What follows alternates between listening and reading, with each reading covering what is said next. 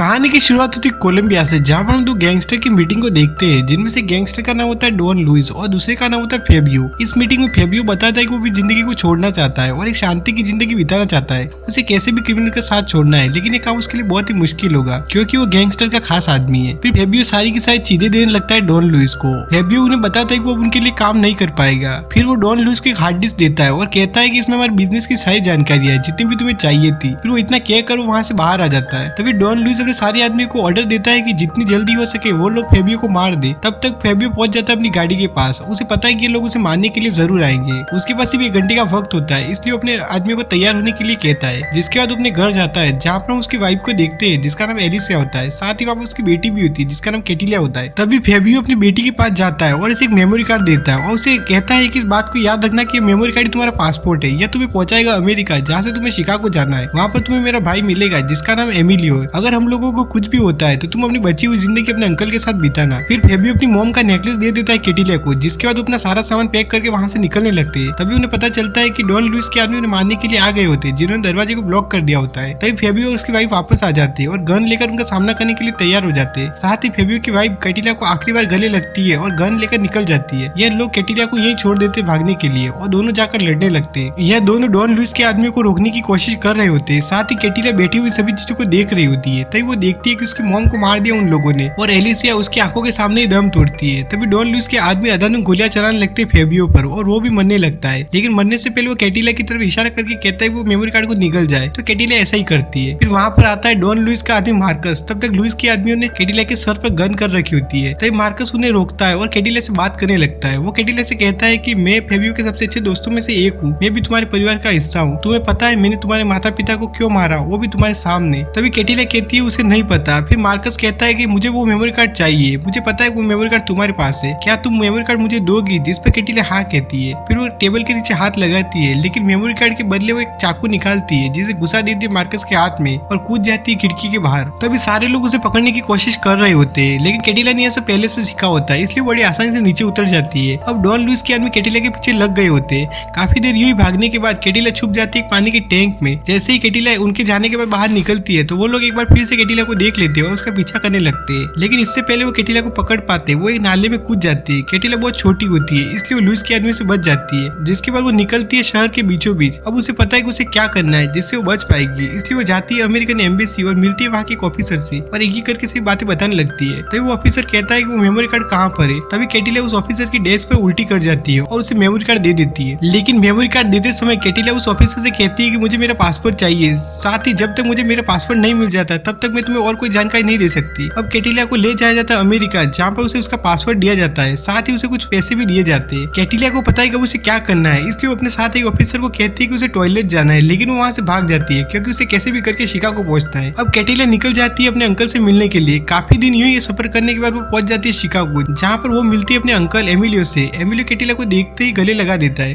तब कैटिलिया पहली बार अपने अंकल के गले लगकर रोती है। उसने अपने दर्द को अब तक छिपा के रखा था। एमिलियो भी समझ जाता है कि उसका भाई इस दुनिया में नहीं रहा, इसलिए वो कैटिलिया को लेकर जाता है अपने घर, जहाँ पर कैटिलिया सो जाती है। अब कैटिलिया ने भी मान लिया होता है कि इस दुनिया में उसके अंकल के अलावा उसका और कोई नहीं है। अगले दिन कैटिलिया उठती है और जाती है ब्रेकफास्ट करने। तब वो एमिलियो से पूछती है कि रात को जिस रूम में सोई थी वो किसका रूम है। तब एमिलियो बताते हैं वो उसके बेटे का रूम है जो इस दुनिया में नहीं है। तब कैटिलिया पूछती है कि वो कैसे मरा, क्या उसे किसने मारा था। तब एमिलियो कहता है हाँ, लेकिन वो लोग इस दुनिया में नहीं है जिसने मेरे बेटे को मारा था। तभी एमिलियो कैटिलिया की चीजों को देखने लगता है। यहाँ पर एमिलियो को बहुत सारी ड्राइंग मिलती है। तभी एमिलियो कहता है कि तुम बहुत अच्छी ड्राइंग करती हो, क्या तुम्हें आर्टिस्ट बनना है? जिस पर कैटिलिया कहता है नहीं, मुझे किलर बनना है और अपने माता पिता का बदला लेना है। कैटिलिया की बात सुनने पर एमिलियो चौंकता नहीं है क्योंकि उसके परिवार में यह आम बात है। तभी कैटिलिया पूछती है कि क्या आप इसमें मेरी मदद करेंगे, जिस पर एमिलियो हाँ कहता है। फिर अगले दिन एमिलियो कैटिलिया को लेकर जाता है स्कूल, जहाँ पर वो उसका एडमिशन करवा देता है। लेकिन जैसे ही एमिलियो और कैटिलिया बाहर आते हैं तो कैटिलिया चिल्लाने लगती है एमिलियो पर और कहती है कि मुझे स्कूल नहीं जाना है, मैंने आपको बताया था कि मुझे किलर बनना है, मैं किताबों के बीच नहीं रहना चाहती। तब एमिलियो समझाता है कि वो भी यही चाहता है कि वो किलर बने, लेकिन तुम्हें लोगों के बीच में रहकर ये सीखना पड़ेगा कि वो कैसे सोचते और कैसे रहते। अगर तुमने ये सब नहीं सीखा तो तुम ज्यादा दिन तक जिंदा नहीं रह सकोगी। इसलिए मैं भी चाहता हूँ कि तुम दुनिया की बेस्ट किलर बनो जिसे हर चीज का ज्ञान हो। इसलिए तुम्हें डिसाइड करना है कि तुम्हें क्या करना है। तभी एमिलियो कैटिलिया के सामने 2 ऑप्शन रखता है। वो एक हाथ में बंदूक रखता है और एक हाथ में स्कूल बैग रखता है और कहता है कि अब तुम्हें किस रास्ते पर जाना है। तब कैटिलिया भी एमिलियो की बात को समझ जाती है। अब समय ऐसे ही बीतने लगता है और हमें दिखाया जाता है 15 साल बाद का सीन। तभी हम एक पुलिस की गाड़ी को देखते हैं जिसे दूसरी गाड़ी आकर ठोक देती है। तभी हमें पता लगता है कि उस गाड़ी को कैटिलिया चला रही थी, लेकिन पुलिस वालों ने अब उसे पकड़ लिया है और उसको लेकर आते हैं पुलिस स्टेशन। कैटिला अभी भी शराब के नशे में होती है, तभी पुलिस वाले कहते हैं कि हम इसे बंद करके रखेंगे रात भर के लिए, यह लड़की बाहर जाने लायक नहीं है। तब उसे एक सेल में बंद कर दिया जाता है। तभी हम देखते हैं कि खतरनाक किलर आया हुआ है पुलिस स्टेशन में, जिसे पुलिस वालों ने अभी पकड़ा है। वो लोग उसे भी एक सेल के अंदर डाल देते हैं और बाहर एक गार्ड को खड़ा कर देते हैं। तब जैसे ही सारे लोग वहाँ से जाते हैं, हम कैटिला को देखते हैं और हमें पता लगता है कि वो बिल्कुल भी नशे में नहीं है। उसने सारी चीजें अपने प्लान के अनुसार की है और वो जानबूझकर जेल के अंदर आई है। जिस किलर को भी जेल में लाया गया है, कैटिला उसे मारने वाली है, इसीलिए वो सबसे पहले अपने कपड़े बदलती है। फिर वो सेल के दरवाजे को खोलती है और बाहर आने के बाद कैमरे को दूसरी तरफ कर देती है। फिर वो एक कप में पानी लेती है और जाती है कंट्रोल रूम में, जहाँ पर सारी बिजली को कंट्रोल किया जाता है, और पानी को रख देती है एक चम्मच के ऊपर। बूंद बूंद करके पानी नीचे गिरने लगता है। उसे पता है कि कितनी देर के अंदर वो वेंटिलेशन सिस्टम के अंदर चली जाएगी। फिर पानी चम्मच से ऊपर आएगा और यहाँ की बिजली कट जाएगी, और ऐसा ही होता है। वो जैसे ही वेंटिलेशन सिस्टम के पास जाती है तब बिजली कट हो जाती है। तब गार्ड आता है रीसेट करने के लिए, लेकिन इसी बीच कैटिला पहुंच जाती है उस किलर के सेल के पास, और वहाँ जाते ही सबसे पहले वो उस गार्ड को बेहोश करती है। फिर उसकी गन लेती है और चली जाती है सेल के अंदर, जहाँ पर वो किलर सोया हुआ होता है। फिर वो उसे उठाती है और कहती है कि वो अपने शर्ट के बटन खोले। वो जैसे ही बटन खोलता है, कैटिला उस पर गोलियां चला देती है। पुलिस वाले जैसे ही गोलियों की आवाज सुनते हैं वो इधर ही आने लगते हैं, लेकिन कैटिला के पास बहुत टाइम होता है। वो दीवार से चढ़ के ऊपर जाने लगती है। उसने ऐसे कपड़े पहने हैं कि वो अंधेरे में कहीं भी गायब हो जाती है। कोई भी पुलिस वाला उसे देख नहीं पाता, लेकिन पुलिस वाले हर तरफ उसे खोज रहे थे जिसने उस आदमी को मारा था। आखिर किसने मारा इस आदमी को? फिर ये लोग हर एक सेल को चेक करने लगते हैं। जब तक ये लोग कैटिला के सेल के पास आते हैं, तब तक उसने कपड़े बदल कर दोबारा सो चुकी होती है। इस वजह से किसी भी पुलिस वाले को उस पर शक नहीं होता। सबको यही लगता है कि ये लड़की पहले से नशे में, इसलिए अभी भी सो रही है। जिसके बाद अगली सुबह हम देखते हैं कि FBI की टीम यहाँ पर आई हुई है इस चीज का पता लगाने के लिए। यहाँ पर उस टीम का इंचार्ज भी होता है जिसका नाम जेम्स रोज होता है। जेम्स अंदर आने के बाद सारी चीजों को देखने लगता है। सबसे पहले वो जाता है लाश के पास। तब वो देखता है कि मरने से पहले किलर ने उसके शरीर पर ड्राइंग बनाई है। तब जेम्स को एहसास होता है कि उसने ये ड्राइंग कई बार देखी है, क्योंकि जब भी कैटिला किसी को मारती है तो मारने से पहले वो ड्राइंग बनाती है उसके शरीर पर। फिर जेम्स सोच में पड़ जाता है। वो कहता है कि जितने भी लोग यहाँ पर अंदर आए और बाहर गए, मुझे इन सब की जानकारी चाहिए। तभी हम कैटिला को देखते हैं जो वहाँ से बाहर आ जाती है, और बाहर आने के बाद कॉल करती है एमिलियो को इस बात को कंफर्म करने के लिए कि वो आदमी मरा या नहीं मरा और उसके पैसे उनको मिले या नहीं मिले। वही दूसरी ओर देखते हैं जेम्स को, जो सारी जानकारियां बताता है कैटिला के बारे में, लेकिन उसे कैटिला के बारे में कुछ भी पता नहीं है। लेकिन उन्हें यह बात पता है कि पिछले 7 साल में 22 लोगों के मर्डर हुए हैं और हर जगह इस किलर ने ये ड्राइंग बनाई है। पर अब जेम्स को मर्डर करने का मोटिव भी समझ आ जाता है कि आखिर वो किलर ऐसा क्यों कर रहा है। जेम्स कहता है कि वो किलर चाहता है कि हम लोग उसे पब्लिकली रिलीज करें, क्योंकि वो किसी न किसी को मैसेज भेजना चाहता है। तब वो लोग न्यूज़पेपर में दे देते हैं इस खबर को, और जल्द ही यह खबर पहुंच जाती है CIA एजेंट के पास जिसका नाम रिचर्ड होता है। रिचर्ड उस अखबार को लेकर जाता है डॉन लुइस के पास। डॉन लुइस जैसे ही उस ड्राइंग को देखता है, उसे याद आ जाता है कि यह ड्राइंग फेबियो की है। तब लुइस रिचर्ड को कहता है कि जल्दी इस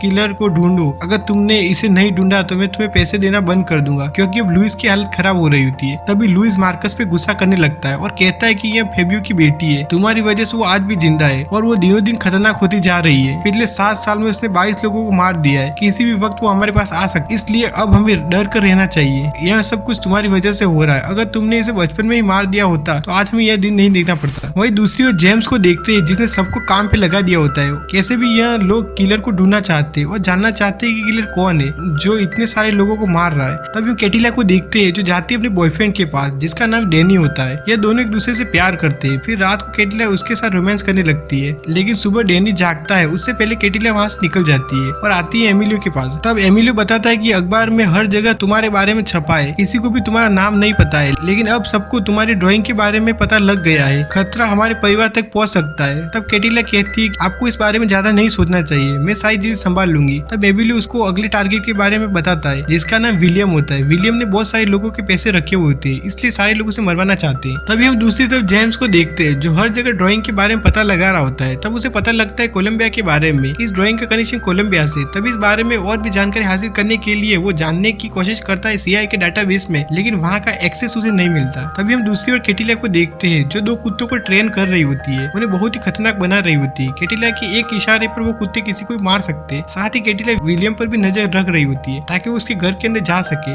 विलियम की सिक्योरिटी बहुत ही खतरनाक होती है, उसके घर के अंदर घुसना बहुत ही मुश्किल होने वाला है। तब कैटिला एक नया रास्ता खोजती है, वो पानी के रास्ते अंदर घुसती है जिस पानी में 2 शार्क होती है। वो बाहर जाती है और एक एक करके सारे गार्ड को मारने लगती है। यहाँ पर बहुत सारी लड़कियां भी होती है पर वो किसी भी लड़की को चोट नहीं पहुंचाना चाहती। तब थोड़े समय बाद विलियम की आंखें खुलती है। तब वो देखता है कि उसके शरीर पर भी वही ड्राइंग बनाई गई है। तब वो घबरा कर बाहर आता, लेकिन जहाँ भी वो जाता है उसे अपने आदमियों की लाशें नजर आती है। वो बाहर भागता हुआ आता है पूल के पास। इस बीच कैटिला उसके सामने आ जाती है और उसके पैर पर गोली मारती है। तब विलियम गिर जाता है पूल के अंदर। तब दोनों शाख उस पर टूट पड़ती है और जल्दी उसे नोच खाती है। इसी बीच हम जेम्स को देखते हैं जो पहुंच चुका है रिचर्ड के पास और उसे जानकारी हासिल करने की कोशिश कर रहा होता है उस ड्राइंग के बारे में, लेकिन रिचर्ड उसे कुछ भी नहीं बताता। जैसे ही जेम्स यहाँ से जाता है, रिचर्ड कॉल करता है मार्कस को और कहता है कि यह चीजें बहुत ही मुश्किल होती जा रही है, तुम्हें कैसे भी कंट्रोल करना पड़ेगा वरना हम सारे लोग फंस जाएंगे। इसी बीच हम देखते हैं कैटिला को जो एक बार फिर से जाती है अपने बॉयफ्रेंड डैनी के पास, लेकिन इस बार डैनी थोड़ा उदास होता है। वो कैटिला को कहता है कि मैं तुम्हारे बारे में कुछ भी नहीं जानता, तुम्हारे बारे में हर एक चीज जानना चाहता हूँ। तब कैटिला इस बात को इग्नोर कर देती है और ये दोनों एक बार फिर से रोमांस करने लगते हैं। लेकिन सुबह सुबह जब कैटिला सोई हुई होती है तब डैनी उसकी एक फोटो ले लेता है और कैटिला के इस बारे में पता भी नहीं होता। वो उठती है और वो पहुंच जाती है एमिलियो के पास। तभी एमिलियो कहता है कि हर जगह लोग तुम्हें ढूंढ रहे हैं, मैं नहीं चाहता हूँ कि हमारा परिवार किसी खतरे में पड़े, इसलिए अब हम दोनों के रास्ते अलग है। मैं हमेशा से तुम्हारे लिए एक बेहतर जिंदगी चाहता था, लेकिन तुमने हमेशा अपनी मुसीबतें बढ़ाई है, इसलिए आज से हमारे रास्ते अलग है। तब इन बातों को सुनने के बाद कैटिला रोने लगती है। तभी हम दूसरी ओर देखते हैं कि डैनी कैटिला की फोटो लेकर जाता है अपने दोस्त के पास और कहता है कि इस लड़की के बारे में मुझे सारी जानकारी चाहिए। तभी उसका दोस्त इस फोटो को भेज देता है पुलिस स्टेशन में। धीरे धीरे करके यह फोटो हर जगह फैल जाती है और इसका कनेक्शन निकलता है कोलंबिया के एक पुलिस स्टेशन से। तभी यह खबर मिल जाती है जेम्स को और जेम्स जल्दी से वारंट जारी कर देता है कैटिला के खिलाफ कि कैसे भी वो उसे पकड़े, तब उसे आगे की जानकारी मिल जाएगी। तब कैटिला कॉल करती है डैनी को और कहती है कि वो उससे फिर से मिलना चाहती है। तब डैनी उससे पूरी बात बताता है, जब सुबह तुम सो रही थी मैंने तुम्हारी एक फोटो खींची थी और अपने दोस्त को दिया था पता लगाने के लिए तुम्हारे बारे में। तो इस बात को सुनने के बाद कैटिला चौंक जाती है और अपने घर के बाहर लगे सारे कैमरे को देखती है। तो उसे एहसास होता है कि उस घर के आगे बहुत सारे लोग आ चुके हैं, यह सारे लोग पुलिस वाले होते हैं। तब वो यहाँ से भागने की तैयारी करने लगती है। वो अपने दरवाजे पे एक बॉम्ब लगाती है और एक स्नाइपर राइफल लेकर निकल जाती है। तभी पुलिस वाले आ जाते हैं दरवाजे तक, लेकिन वो दरवाजा खोलते हैं उससे पहले वहाँ पर एक बहुत बड़ा ब्लास्ट होता है। तब तक कैटिला पहुंच जाती है पार्किंग में, फिर एक एक करके सारे कैमरे को खराब कर देती है और लिफ्ट के अंदर ना जाकर लिफ्ट की रस्सी से नीचे पहुंच जाती है। तब तक पुलिस वाले हर जगह कैटिला को ढूंढ रहे होते और कैटिला इस चीज का फायदा उठाकर यहाँ से निकल जाती है। लेकिन वो जैसे ही एमिलियो के घर के अंदर जाती है वो देखती है कि हर जगह पर लाशें बिछी हुई थी और एमिलियो को एक चेयर पर बांध रखा था और एमिलियो की भी मौत हो गई थी, लेकिन उसे मारने से पहले बहुत टॉर्चर किया गया था। तब कैटिला फूट फूट कर रोने लगती है। एक बार फिर से उसका पूरा परिवार खत्म हो गया था। वो बार बार एमिलियो से माफी मांग रही थी कि उसे पहले उसकी बात सुननी चाहिए थी, उसकी गलती से इतने सारे लोग मारे गए। लेकिन अब कैटिला रुकने वाली नहीं थी, वो सबको मौत की घाट उतारने वाली। तब हम जेम्स को देखते हैं जो अपने घर पर पहुंचता है, लेकिन जैसे वो घर के अंदर आता है वहाँ वो अपने सामने कैटिला को देखता है जिसने उस पर बंदूक कर रखी थी। फिर वो फोटो दिखाती है डॉन लुइस का और कहती है कि मुझे इसे मारना है, लेकिन सीआईए वालों ने इसकी हिफाजत कर रखी है, इसलिए मुझे तुम्हारी हेल्प चाहिए। अगर तुमने मेरी मदद नहीं की तो मैं तुम्हारे परिवार को खत्म कर दूंगी जैसे मेरे परिवार को खत्म किया गया है। फिर इतना कहने के बाद कैटिला यहाँ से निकल जाती है। तब जेम्स पता लगाता है लुइस की लोकेशन और अगले दिन वो पहुंचता है एक आदमी के पास। उससे कहता है कि मुझे लुइस के बारे में जानना है, लेकिन यह आदमी उसे कुछ भी बताने को तैयार नहीं था। तभी हम कैटिला को देख जो दूसरी बिल्डिंग में है उसके पास एक स्नाइपर राइफल है, वो सीधा ही उस आदमी के बगल में गोली मारती है। तब जेम्स कहता है कि अगर तुमने एड्रेस नहीं बताया तो अगली गोली तुम्हारे भेजे में होगी। तब वो आदमी लुइस का एड्रेस बता देता है। जैसे ही कैटिला को एड्रेस का पता चलता है वो अपने सारे खतरनाक हथियार को इकट्ठा करती है और उसके साथ ही दोनों कुत्तों को तो तैयार करती है और फिर एक ट्रक लेती है और निकल पड़ती है लुइस के घर की तरफ। तब मार्कस को यह बात पता लग जाती है कि कैटिला उधर ही आ रही है। तब वो सारे लोगों को तैयार करने लगता है, लेकिन जब तक ये लोग तैयार होते हैं तब तक कैटिला यहाँ पर अंदर आ जाती है और दीवार को तोड़ते हुए अंदर आ जाती है और हर जगह रॉकेट लॉन्चर छोड़ देती है, किसी को भी संभलने का मौका नहीं मिलता। तब मार्कस लुइस को लेकर भागने लगता है, लेकिन कैटिला एक एक करके सबको मार रही होती है, जो भी उसके सामने आ रहा होता है वो उससे मौत की घाट उतार रही होती है और मार्कस और लुइस देख रहे होते हैं कि धीरे धीरे उनके सारे आदमी मरते जा रहे हैं। तभी मार्कस एक ग्रेनेड फेंकता है कैटिला की तरफ और यहाँ पर एक बहुत बड़ा ब्लास्ट होता है। तभी उन्हें एहसास होता है कि कैटिला दूसरी तरफ है और वो अभी भी लोगों को मार रही है। तब मार्कस लुइस को लेकर भागने लगता है। तब कैटिला उसके सामने आ जाती है और ये दोनों लड़ने लगते हैं। मार्कस कैटिला पर भारी पड़ रहा होता है, लेकिन वो कैटिला के सामने ज्यादा देर टिक नहीं पाता और पहले कैटिला उसके सारे बॉडी पार्ट को तोड़ती है और लास्ट में उसके सर पर एक चाकू मारती है, जिसकी वजह से वो तड़प तड़प के मर जाता है। लेकिन इसी बीच लुइस वहां से भाग जाता है। जब ये दोनों लड़ रहे होते हैं तब उसे लगता है कि उसके पास भागने का मौका है। फिर वो भागता हुआ पहुंच जाता है नीचे पार्किंग में और अपनी गाड़ी में बैठकर तेजी से जाने लगता है, लेकिन जाते समय कॉल करता है कैटिला को और बताता है कि मैं बहुत ही जल्द तुम्हें मरवा दूंगा, तुम्हें पता नहीं कि मेरी पहुंच कहाँ तक है। तब कैटिला कहती है कि मैंने तुम्हारी गाड़ी में 2 कुत्तों को छोड़ दिया है, अगर उनसे बच सकते हैं तो बचो। तब वो दोनों कुत्ते टूट पड़ते हैं लुइस पर और उसे नोच नोच के खाते हैं। लुइस की मौत बहुत दर्दनाक होती है और इसी के साथ कैटिला का बदला पूरा हो जाता है। अगर आपको ये वीडियो पसंद आई हो तो वीडियो को जरूर लाइक करें और चैनल को सब्सक्राइब करना ना भूलें। ऐसी और भी इंटरेस्टिंग वीडियोस के लिए हमारे चैनल को सब्सक्राइब करें।